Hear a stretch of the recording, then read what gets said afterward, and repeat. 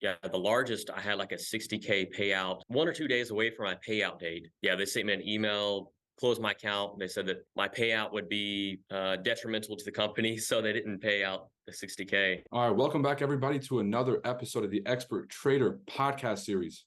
We have a very special guest in the house today. Josh Barnes is joining us. Josh, welcome to the podcast.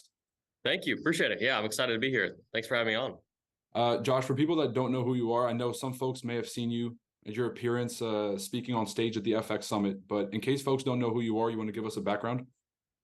Yeah, Josh Barnes, and I live in Pensacola, Florida, like the north part, Panhandle area of Florida.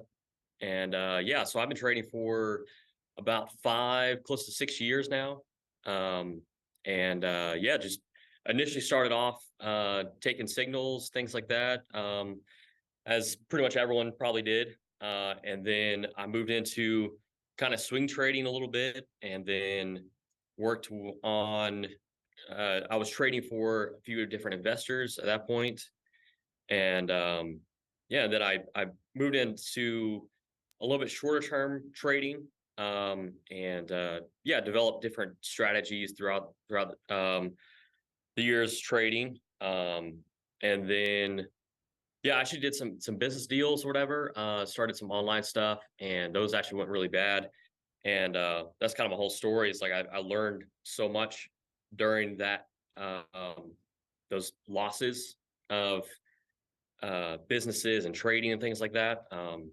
And really was in a bad spot. I was in a lot of debt, and really was able to pull myself out of all that debt that I got myself into, and literally in like 6 months, just by using prop firms. So yeah, it's been a great experience. Definitely a hard one. Trading is not easy, but it is definitely very worthwhile, and I love what I do. I talk about it every single day. I just like it's literally the best job ever, because I have total freedom to do whatever I want to do, and I spend my time with what I want to do, hang out with who I want to hang out with, and really improve myself constantly. So I yeah. mean, there's a ton of stuff I'm going to have to ask you questions about. Yeah.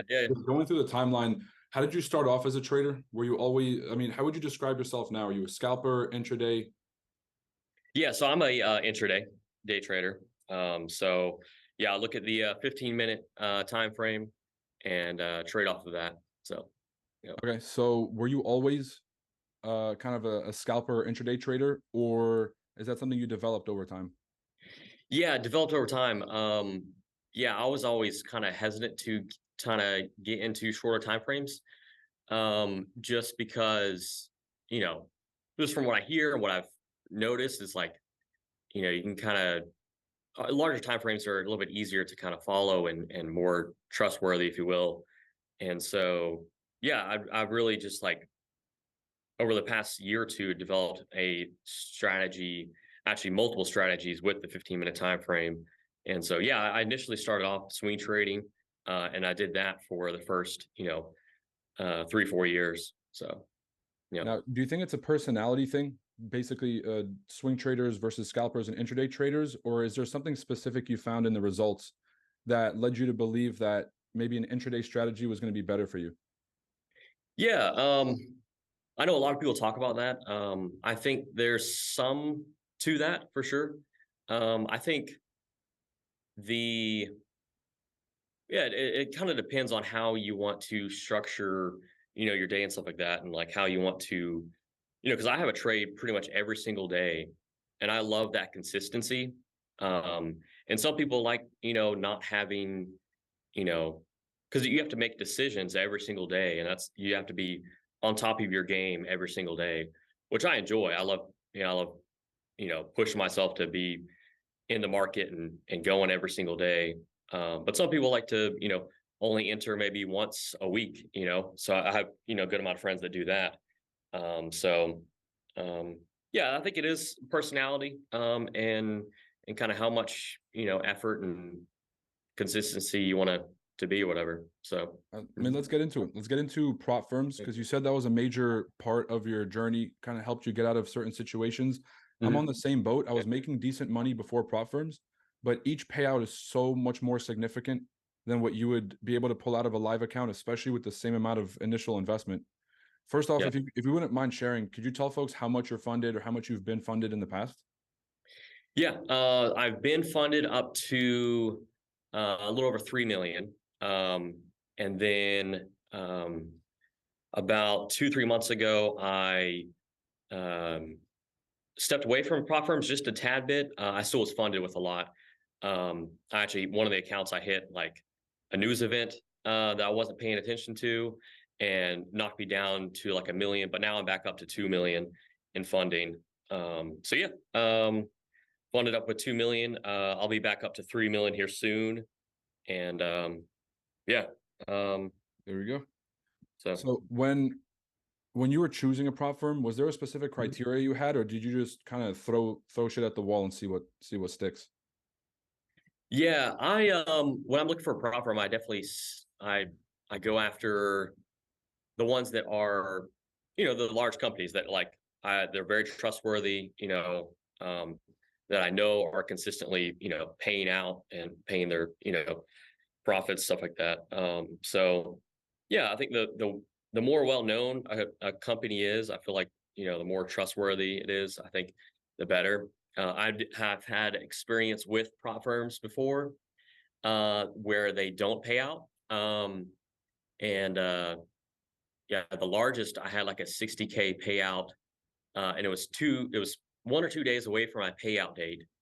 And yeah, they sent me an email, closed my account. They said that my payout would be detrimental to the company, so they didn't pay out the 60K. Did So they offer to split up the payment, or did they just say they're not going to pay out at all? yeah, they said they wouldn't pay out at all. And that was like um that company I haven't seen anything on really much. So I was kind of shooting my shot with them and like, seeing how it would go. I didn't have full trust in them, whatever. So but yeah, other than that, like all the major companies that you hear about and you see, like, you won't have a problem with. I don't believe so. Yeah. So that's like the most important thing is when you're looking at these firms, you want to look at the reviews. You want to see, are folks getting paid out? What are real traders saying about the firm? Are there any other criterias that you would personally watch out for? Um, yeah, I know a lot of people talk about like slippage and different things like that. That could be pretty detrimental, especially for so that's something I kind of look out for. Not really too much though, because but it definitely can, come into effect because definitely if you're trading on like smaller time frame, like 15-minute time frame and things like that, because usually you're gonna have smaller stop losses. So you could definitely get into a bad spot. Um, So if there. someone's So watching this, chances are they're watching it on YouTube. Hopefully they have YouTube Premium so they can lock the phone. They're doing something else, yeah, right. and they're on a run. They're at the gym, wherever they might be, and they might be about to start a challenge or in the middle of a challenge. Mhm. What is your criteria, or not even your criteria? What's kind of your process before you start a challenge? Is there anything specific that you do, or is there a specific preparation routine that you have? Yeah.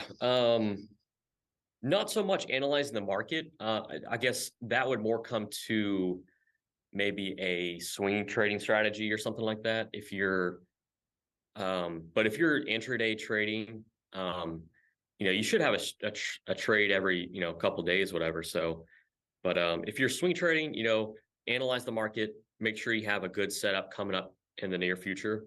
Um, and then I think, and this is what I preach with trading, I think more than most people is really mentally prepare for the for the prop firm for trading with them and things like that, to pass the challenge. Really mentally prepare for it. So write out some goals, write out some affirmations, set some realistic expectations with passing it. Like don't expect to pass in a day or two. Expect to pass for sure, but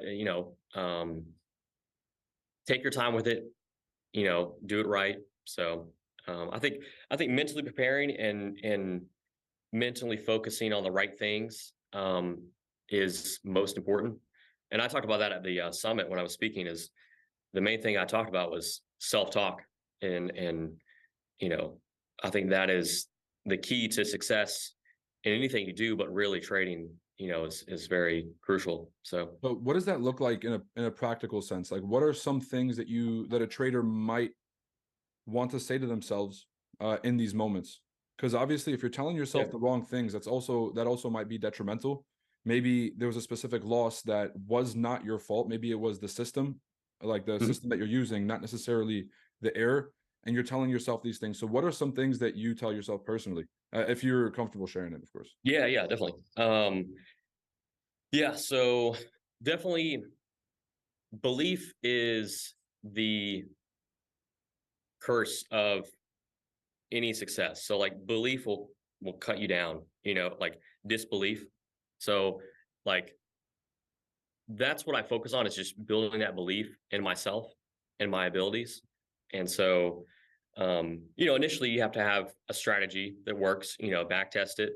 But once you have that, then all it is just building that confidence and belief in yourself, to stay consistent and be disciplined. So yeah, I really focus on my environment. I think if I actually was just listening to Joe Dispenza recently again, but he talks about that as, you know, um, Is environment you know, over willpower?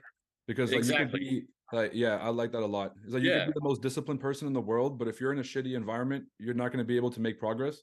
But you could exactly. have somebody who's moderately disciplined. If you're around the right people and they all hold themselves to a higher standard, you won't make mistakes that you would normally make in a shitty environment. I like that a lot. I think that applies Exactly. to trading. Exactly. Yep. So I focus on, my daily routine, and then people, social life.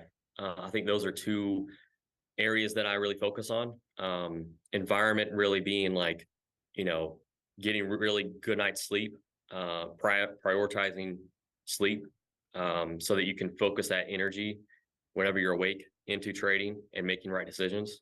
Um, Being healthy with food, a lot of energy can be gained from eating the right things. And then, yeah, self-talk, like reading the right things, listening to positive things, journaling, not even journaling your trades, but also just journaling your emotions and things that, go on in life. Because I really believe that, like, you know, the the way you do one thing is how you do everything. And so if you're, you know, dealing with an issue in life and acting as towards, acting a certain way in life about one thing, you're going to take that into trading. So if you're being revengeful and, someone cut you off in the road, it's a very silly example, but like if that bothers you, that someone cut you off in the road, you're going to take that into trading and you're going to revenge trade, And so constantly monitoring your emotions and how you're reacting to things, um, I found to be the most, important thing when it comes to trading. So You hit everything. We're going to go through those one by one because you mentioned consistent sleep cycles. So you can focus, health, mhm, like your diet being very important for performance. You right. mentioned psychology, making sure that you're taking care of your mindset, making sure that you're in the right environment. But you did touch on something that I thought was interesting: social life. What did Yeah. you mean by taking care of social life, and how does that play into trading? Yeah. I think having the right friends, and having the right people around you. Um, I think like 2, 3 years ago, I definitely learned that, just being around the right people that are positive and are working on themselves and trying to improve and seeing the best in life instead of seeing all the negatives that's going on in life. And because that can weigh you down, that can, deter your vision and what you're focused on and what you believe about life and what's going on and stuff like that. So, um, yeah, hang around people that have, you know, that positivity, is important. So, yeah. Did you always have positive people around you? Because obviously it's easier said than done. People say like you're the total of the 5 people you hang around with. When I was living where I was living Yeah. at, there aren't too many people around that have the same vision or that have the same intensity towards their goals. And so Yeah. do you feel like it's better to have mediocre people around you or to isolate yourself and focus on goals? Yeah. Yeah. So my story goes like last year, this around this time, summertime, was when I was in, close to $200,000 worth of debt. And I was, you know, broke, no job, whatsoever. And so, had banks and things like that coming after me. Um, I was hanging around the wrong people. And yeah. And so, yeah, I did isolate myself because they were out partying, they were out drinking, doing this, doing that. And so I tried to get myself out of that picture and out of that environment. And so I isolated myself. I didn't have, hardly any friends. Hung out with maybe a few friends that were actually good and family, and stuck to that. But really, positive, people want to hang out with people that have the same thoughts and vision and things like that. So if you're really actually wanting to desire, a good life and positivity and things like that, those people want to hang out with more people like that. And so, a lot of people say that it's difficult to find those people, but really it's like, it's just, those people will come in your life, if you're saying it's hard, it'll be hard, but if you're saying it's easy, it'll be easy. So, yeah. For sure. I found it gets a lot easier as you start having success. Because when you're not having success, a lot of the people that you want to be connected with don't want to be connected with you because Yeah. they're also in a different stage in their life. And so I Mhm. also feel like the first thing is if everyone focuses on having that success and then starting to build those habits and those things in their life, you're going to start to attract the people into your life that have those things, as Yeah. opposed to like hoping they show up into your life first before you take that step. Yeah. That's So true. a lot of people kind of celebrate when they first get funded, but I tend to think that's the beginning of the race, not really like the end of the race. Can you Yeah. walk through once you get funded, do you have a different mindset for how to keep the account or is it all the same? You're just trading a strategy, whether it's the verification, whether it's the actual account. Walk us through that. Yeah. Yeah. No, I keep the same mindset and same strategy, same everything throughout the whole process. I think if you celebrate maybe a passing of a challenge or things like that, you can kind of get in a euphoria state where you're actually, and then the next trade, I'm sure, is going to be a loss because you're at this euphoria state where it's, all great stuff is going on, and then you're gonna like not be disciplined because you think you're on top of the world and no one can, no trade can crush you. And that's when you double down most of the time or take a trade that's outside of your strategy a little bit because you think you can win at anything. So I celebrate after every trade. Um, I celebrate every single day because, you know, once you are at that state that everything is great in your life, and it all comes down to a decision, you know, then that positivity and that ball of energy and positivity just compounds and it's growing and things like that. So I feel like that's how life is. And so How do you keep yourself, and I don't mean to cut you off, but how do you keep yourself from getting too euphoric, but also celebrating the wins? Because yeah. something for me personally is when I win, I try not to celebrate because that typically involves some level of emotion. Mhm. How do you think about that? Yeah. Yeah, it's a very good point. Yeah, I think once you have that, that win or whatever, is making you feel a little bit more excitement and euphoria state. I think, you know, enjoy that time, enjoy it, do whatever, be excited. There's nothing wrong with that. That's how you want to live. But I wouldn't try to like, cut that off. But, once it's kind of coming down, like, all right, let's get focused now. Let's get back into the groove. Like maybe review your strategy. What's my strategy? Like I need this to happen, I need this to happen, I need this to happen, and just be very disciplined. Like, all right, I'm about to get into another trade. Am I following my strategy? Is this, asking yourself those questions and making sure you're being disciplined? Um, because I think that's all, it's really what it comes down to is like your emotions kind of deter your vision and your discipline and things like that. So if you can just regroup and refocus and back onto your strategy is, I think very important. So That's a really good way to put it. I guess that's its own skill set that nobody really talks about is the ability to regroup. So yeah. you take a break off trading. How fast can you regroup? You Mhm. have a losing streak or you blow an account. How fast can you regroup? I think that's something we've got to talk about more. Let's open up that discussion. So there's different parts where you might have to get back on your momentum. It could be after a Yeah. loss, after a break, after a challenge, whatever it might be.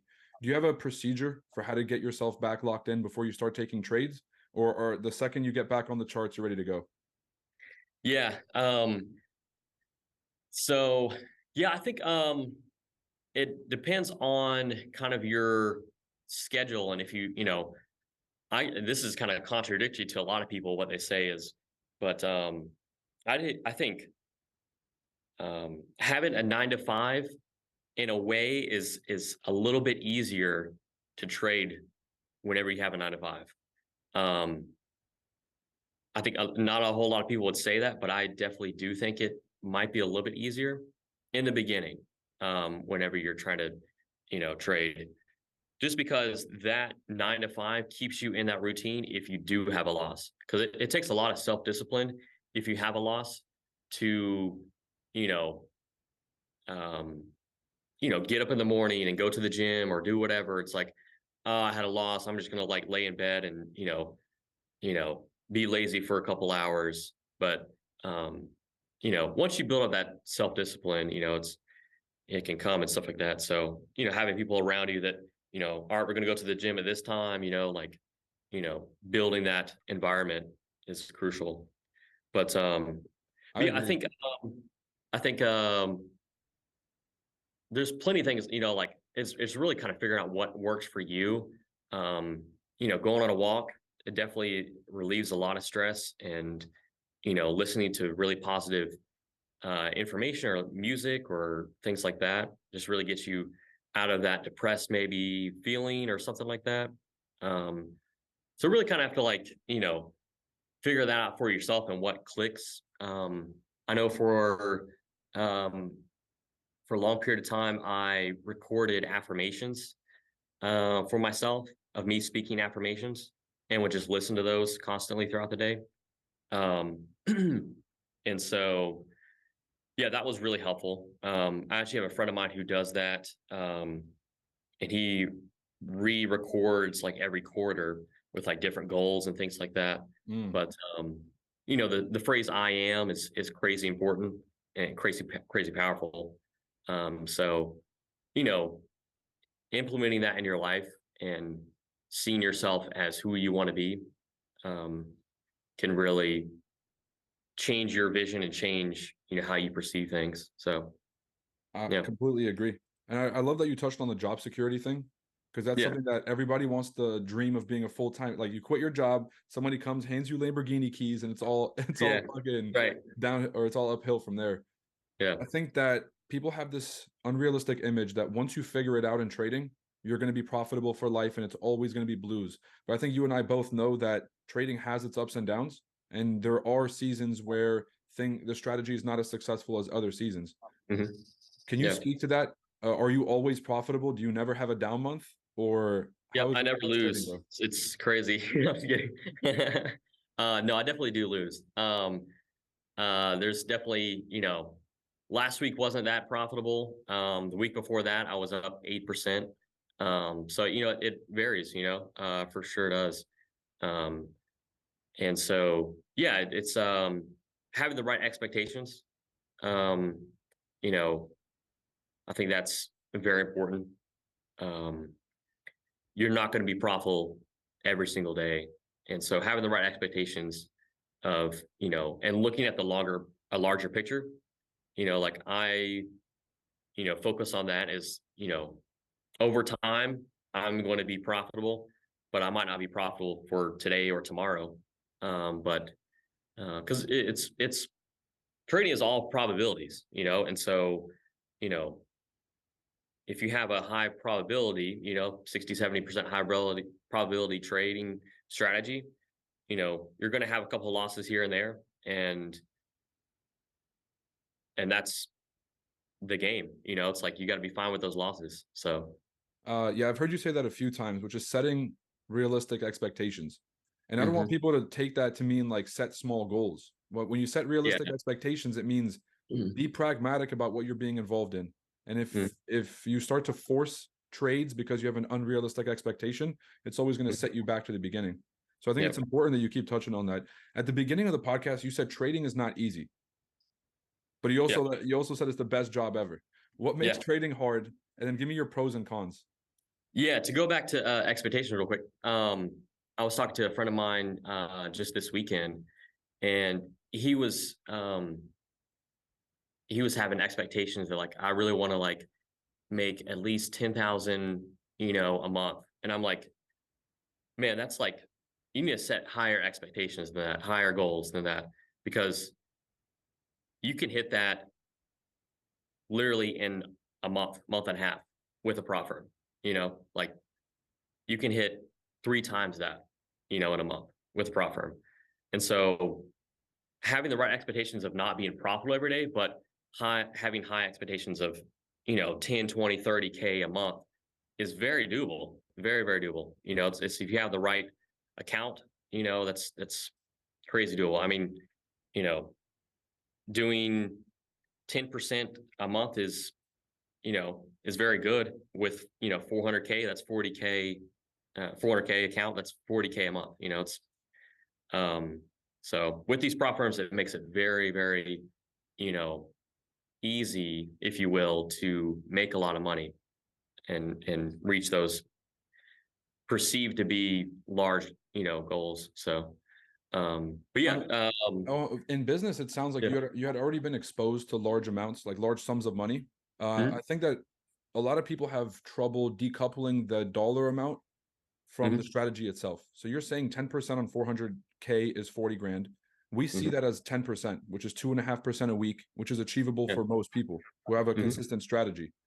right, Did you have to decouple the money from the system, or like how do you think about that? yeah, yeah. I think it comes down to not focusing on the money whenever you're seeing the account on MT4 or whatever, um, but focusing on the percentage. Um, So don't spend all of your time looking at MT4. That's what I do. I really don't look at MT4 much. I place a trade and then I look at trading view. And you know, how when you draw your tool out when it says, like, a 2-to-1 trade or a 3-to-1 trade, if you're hitting 2-to-1 or 3-to-1, you know, that's awesome. That's the goal. That's like what you want to hit, Um, and don't worry about the actual profit, but focus on being profitable and hitting that 2-to-1 or 3-to-1 or whatever. So So I yeah. guess this has been probably the most consistent theme of this conversation, which is every question I ask, you seem to be more process focused than money focused. Yeah, And I think 100%. this is a common theme between all successful traders, which is if you ask somebody who wants to make money, how are they going to make money? They're going to be like, well, I'm risking this much money. I'm going to make this much money on every Mhm. trade. But Yeah. everything I've asked you about, you've been very process focused. You're talking about your physical health, sleep cycle. You're talking about mindset. You're talking about procedure. You're talking about systems. And so, Mhm. do you feel like that's a major part of success, focusing on the things that will make the money as opposed to the money itself? Or do you also do both? Yeah, no, all systems. I think that's the key to business, really. I mean, if you look at, like, any other business, they develop systems. That's how a business is successful. Um, I think I had a good upbringing. My dad owns a few Chick-fil-A's, and so I was able to see that within business. Chick-fil-A has a very strong system where, they make the chicken this way and they make the fries this way. And it's like repeated over and over and over again. And so I took that idea into trading where it's like, you know, if you do the same thing over and over again and don't let any other thing change or anything like that, you know, start slow. And then once you have a pattern of that working, then it's just a matter of time, whatever, then you just get larger account and then you're making serious money. So This next question has nothing to do with trading, but now I'm very so in case folks don't know, Chick-fil-A is one of the hardest franchises to get, but it's also one of the best franchises to get. What are yeah. some things that you learned, whether it's a business or trade, anything from seeing that growing up? Yeah. Chick-fil-A is like I've been around like, multiple different companies, but and I'm not just biased, but like Chick-fil-A is like one of the best companies I feel like to work for and to be around and to own, a store from. Um, just the quality of people that they have is, just is crazy. So I think they focus on that more than any other company I see. Um, hiring quality people. And that proves to their success really. So it's pretty amazing. But yeah, I think my dad really focuses on with his stores, and it's very um, proves to be very successful as well as it obviously hiring the right people, like I was saying, but also he has like a leadership development program, and all of the operators do have something similar to this. But he kind of developed his own, but it's really like a training program to develop their leadership skills, communication skills, um, things like that. So it's I think that whole idea of building yourself and building a team um, to perform is proves to be very successful. So Do you feel like they prioritize good people with potential, or like decent people with great technical skill or great skill in something? yeah, I would say they look for heart, and probably heart and work ethic. Like they don't need to be the most skilled, but if you have the ability to put in the work and the desire to do your best, and I think that's kind of what they look for. So Love yeah, it. The little yeah, selfish questions in case you guys are at home, like how did we get to talking about Chick-fil-A? It's yeah, because right. when you have one of the best companies that's ever existed, you really, especially with satisfaction of the people that work there, you always want to learn as much as possible about why it's so great to work there and how they've been able to build that. So appreciate you breaking that down. It is a trading podcast. Let's go ahead and wrap this up. If Okay, somebody is about to start a challenge or take a challenge, what I'm going to say advice, but if you were in somebody's shoes starting over, yeah, what would you be doing? How would you be getting to the point where you're making 10,000 a month? And what would be your playbook? yeah. Make sure you have your strategy written out and simplified, and it's back tested. Um, I think that's what I focused on in the beginning is having a strategy that is back tested and is profitable, um, and simplify the steps to your entry point. Um, Not making it this long process where it's just a bunch of analyzing, but make it very simple, because that's what it comes back to, like systems is like making it very simple, easy to execute, uh, and repetitive.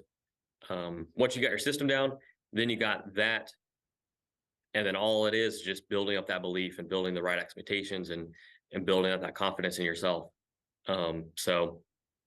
Strategy and focus on self-talk, and have the right expectations. So God, this is an uh, absolute master class. If you guys are yeah. listening, everybody wants to focus on the system, but you have to become the type of trader that's disciplined enough to apply that system. And so I Right. appreciate you really focusing on that piece during this talk. Guys, if you want to follow Josh, where can they find you online? Yeah, on Instagram, _Josh Lee. All right. Yep. There you go. Ladies, gents, it's another incredible episode of the Expert Trader Podcast. Catch you guys in the next episode. Peace.